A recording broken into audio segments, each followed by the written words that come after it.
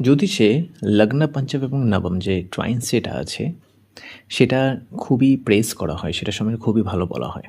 কিন্তু লগ্নের একটা খুব খারাপ সাইড আছে, জানেন তো? যেটা আমি আপনাদের সাথে আজকে শেয়ার করছি, এটা সেটা ক্লাসিক্যাল থেকেই আছে, উত্তর কালামেতেই লেখা আছে, ঠিক আছে? সেখানে বলা হয় যে যার যত লগ্ন স্ট্রং, এমনি জেনারেলি আমরা সবাই জানি তার হেলথ বা তার বুদ্ধি হোক, তার ইন্টেলিজেন্স হোক, এগুলো মোটামুটি ভালো হয়, তার লাইফে সাকসেস পায়, তার অ্যাপ্রোচ ঠিকঠাক থাকে, এটা আমরা মোটামুটি সবাই জানি। কিন্তু একটা ডাউন সাইড হচ্ছে আপনার লগ্নই আপনার জন্য ক্ষতি করতে পারে। যদি আপনার লগ্ন যদি খুব স্ট্রং হয়, তাহলে আপনার মধ্যে একটা বাজে টেন্ডেন্সি তৈরি হয়, আর সেটা হচ্ছে সামনের জনকে বা অন্যকে অপমান করা। এটা রয়েছে, এটা উত্তর কালামিতে ক্লাসিক্যাল রয়েছে যে আপনার লগ্ন যদি স্ট্রং হয়, অন্যকে ধরুন ইনসাল্ট করা বা অপমান করা, এই প্রবণতা আপনার মধ্যে চলে আসে। তার কারণ হচ্ছে জেনারেলি যে লগ্ন কালপুরুষ চার্ট অনুযায়ী সেটা হচ্ছে এরিস, যে মেষ রাশি হয়, তার একটা লর্ড হচ্ছে মার্স, আর ন্যাচারালি লগ্নের কারক হচ্ছে সান, দুটোই ফায়ার প্ল্যানেট।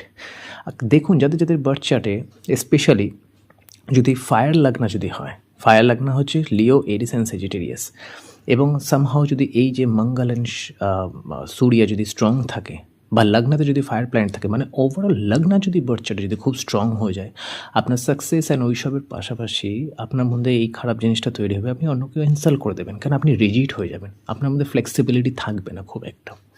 আপনার মধ্যে ফ্লেক্সিবিলিটি কম থাকার জন্য আপনার রিজিডিটি চলে আসবে, আপনি নিজেকে মোল্ড করতে পারবেন। এই জন্য বলা হয় যে এইসব ব্যক্তিরা লাইফে নাম যশ পেলেও এরা যখন পার্সোনাল নিজস্ব যখন রিলেশনশিপে যখন আসে, সেই জায়গাটাতে সাফার করে। দেখুন লগ্ন হচ্ছে সপ্তমের অপোজিট, যেখানে সপ্তম স্থান, যেখানে আপনার ধরুন কম্প্যানিয়নশিপ বা রিলেশনশিপের জায়গাটা, তার থেকে অপোজিট হচ্ছে লগ্ন, মানে অল অ্যাবাউট ইউ।